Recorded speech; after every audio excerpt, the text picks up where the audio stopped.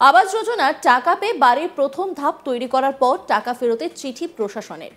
তথ্য গোপন রেখে মিথ্যা তথ্য দিয়ে আবেদন করার কারণে টাকা ফেরতের নির্দেশ প্রশাসনের। 7 দিনের মধ্যে টাকা ফেরতের নির্দেশ দিয়েছে স্থানীয় বিডিও। সরকারি টাকা পাওয়ার পর নিয়ম অনুযায়ী ঘরের জন্য খরচ করে ফেলেছিল ওই পরিবার। এখন কিভাবে ওই টাকা ফেরত দেবেন তারা? এই আতঙ্কে ওই বৃদ্ধের পরিবার ভয়ে দিন কাটাচ্ছেন বাগানে। কেন সঠিক তদন্ত না করে এবং তথ্য যাচাই না করেই তাদের দেওয়া হয়েছিল আবাস যোজনার টাকা, জানতে গিয়েছিলাম আমরা। বিডিও এবং পঞ্চায়েত সমিতির সভাপতির কাছে এই বিষয়ে কেউই মুখ খুললেন না আমাদের কাছে। তবে এই পরিবারের কাছ থেকে টাকা ফেরতের জন্য চিঠি দেওয়া হয়েছে। পেছনে রাজনীতির উদ্দেশ্য খুঁজে পাচ্ছে বিজেপি। স্বর্ণখালীর বাসিন্দা, পেশায় বিড়ি শ্রমিক বৃদ্ধার পরিবারের এখন ভয়ানক অবস্থা। ঘটনা নদিয়ার কৃষ্ণগঞ্জের স্বর্ণখালী গ্রামের হতদরিদ্র পরিবার রঞ্জিত বিশ্বাসের। পেশায় স্বামী স্ত্রী দুজনেই বিড়ি শ্রমিক। ছেলে পাকা বাড়ি থাকলেও সেই বাড়িতে থাকেন না তারা। রঞ্জিত বিশ্বাস ও সুচিত্রা বিশ্বাস দুজনে আলাদা সংসারে থাকেন, আর দুজনে মিলে বিড়ি বেঁধে কোনো রকমের সংসার চালান। স্বর্ণখালী গ্রামে 2 শতক জমির উপরে টিনের ঘরে বসবাস করতেন তারা। বাংলা আবাস যোজনায় তিনি ঘর পান। ঘর পাওয়ার পর নিজেরা যেখানে বসবাস করতেন সেই টিনের চালটা বিক্রি করে দেন 4,000 টাকায়। যেহেতু বাড়িতে আর কোনো জায়গা নেই, ওই ঘরটা সরিয়ে ওখানে তৈরি করবেন ঘর। প্রথম কিস্তির 7,000 টাকা পাওয়ার পর বালি পাথর রড কিনে বাড়ি তৈরির কাজ শুরু করেন এই বৃদ্ধা দম্পতি। এদিকে 2024-এর 31শে ডিসেম্বর কৃষ্ণগঞ্জ বিডিও অফিস থেকে নোটিশ পাঠানো হয় ওই দম্পতির কাছে। নোটিশে বলা হয়, আপনি বাংলার বাড়ি গ্রামীণ প্রকল্পে গৃহ নির্মাণের জন্য ইতিমধ্যে 60,000 টাকা পেয়েছেন, কিন্তু তদন্ত করে দেখা গিয়েছে আপনার বাড়ি পাকা থাকা সত্ত্বেও আপনি সেই তথ্য গোপন করে মিথ্যা তথ্য দিয়ে বাংলার বাড়ি প্রকল্পের আবেদন করেছেন। অগ্রিম নির্মাণের আর্থিক সহায়তা পেয়েছেন। আগামী 7 দিনের মধ্যে সরকার থেকে প্রাপ্ত 60,000 টাকা বিডিও অফিসের অ্যাকাউন্টে অথবা নগদ অর্থে জমা করতে হবে। অন্যথায় সরকারি দপ্তরকে মিথ্যা তথ্য দেওয়া এবং সরকারি অর্থ আত্মসাৎ করার অভিযোগে আপনার নামে এফআইআর করতে বাধ্য থাকবো। ভাবুন কি অবস্থা। আর এরপরই কিন্তু তারা রীতিমতো চিন্তায় রয়েছেন। রঞ্জিত বিশ্বাস তিনি কি বলছেন শোনাব আপনাদের।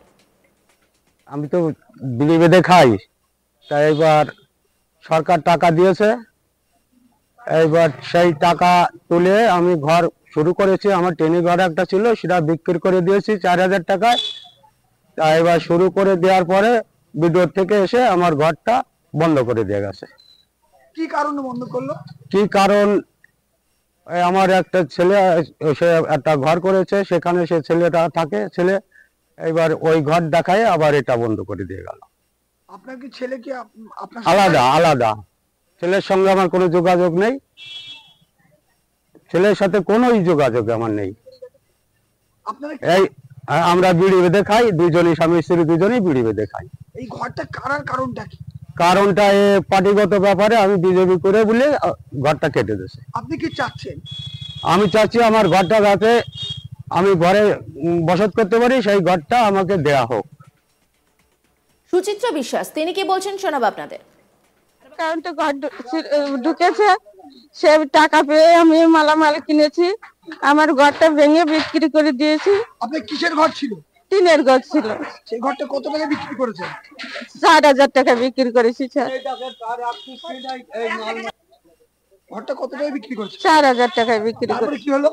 তারপরে এই ভিডিও থেকে লোক এসে বলল, তোমার ঘর আছে, ঘর হবে না। ও না, প্রথম বলেছে সার্ভে ভুল আছে, অন্য লোকের অ্যাকাউন্ট থেকে টাকা ঢুকেছে তোমার অ্যাকাউন্টে। তা আমি বললাম যে তাই কি করে হয়, আমার সেই ইসের থেকে আজ 9 বছর 10 বছর ধরে আমার সার্ভে হচ্ছে, 5-6 বার সার্ভে হয়ে গেছে, আমার অ্যাকাউন্টে কি করে টাকা ঢুকবে? তা বলে না, তোমার অ্যাকাউন্টে টাকা ঢুকেছে, টাকা ফেরত দিতে হবে। তারপরে এসে আমাকে নোটিশ দিয়েছে, অনেক হুমকি আমকা দিয়েছে। হুমকি কে দিয়েছে? হুমকি দিয়েছে ভিডিও থেকে গাজল বাবু এসে। না, বলছি আপনার কি অরিজিনাল পাকা বাড়ি আছে? না, আমার পাকা বাড়ি নেই, ছেলের আছে। আর সেই জন্য কি বাদ দিচ্ছে? হ্যাঁ, সেই জন্য বাদ আপনারা দিচ্ছে। কি করেন এমনি? আমরা বিড়িবাদী। বিদেশে কাজ? হ্যাঁ, বিড়ি বেঁধে খাই। তাহলে আপনাদের এখন মাথা গুঁজে ঠাঁই নেই? না, আমার কোনো মাথা গুজার ঠাই নেই। আমার যদি এখনই ঘরের থেকে আমার ছেলে এসে বের করে দেয়, আমার উঠানে বেরিয়ে যেতে হবে। আপনি কি চাচ্ছেন? আমি ঘরটা যাতে ভালোভাবে আমি পাই, সেটাই চাচ্ছি। স্থানীয় বাসিন্দাদের বক্তব্য, প্রথমে পঞ্চায়েত, পরে বিডিও এবং শেষে থানার ইনকোয়ারি করে তবেই এই পরিবারকে বাংলার বাড়ি দেওয়া হচ্ছে। বাড়ি নির্মাণে যে টাকা দেওয়া হয়েছে সেই টাকা খরচ করে ফেলেছে বাড়ির জিনিসপত্র কিনে। অসহায় পরিবারটি এখন চিন্তায় দিন কাটাচ্ছেন, কিভাবে ফেরত দেবেন সেই টাকা। একে তো সংসার চলে না, তার উপরে বিডিওর টাকা ফেরত দেওয়ার নোটিশ, যার ভয়ে এখন হতদরিদ্র পরিবারটি আত্মগোপন করে রয়েছে জঙ্গলে। আর তা নিয়ে কিন্তু রীতিমতো চিন্তার ভাঁজ বলা যেতে পারে। প্রতিবেশী মধুবালা বিশ্বাস তিনি কি বলছেন শোনাব আপনাদের।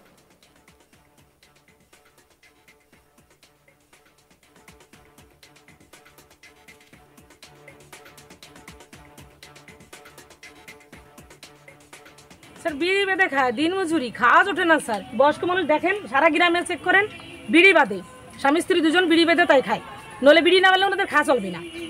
ওই ঘরটা সরকার থেকে কাটছে কেন?